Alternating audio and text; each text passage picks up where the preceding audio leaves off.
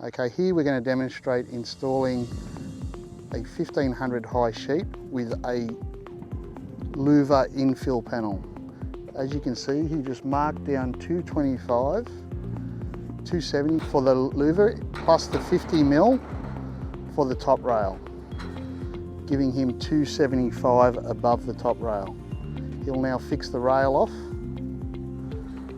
to suit the 1500 sheets.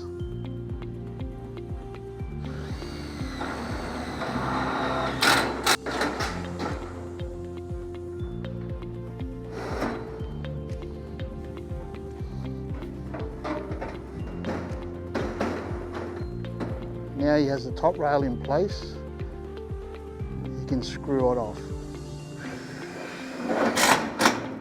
Now he can place the louver infill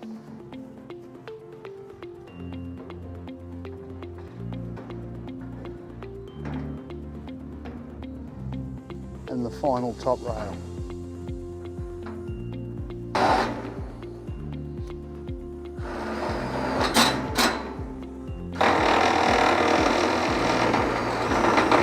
There we have a 1500 high Colorbond panel in trim deck sheet with a louver infill panel.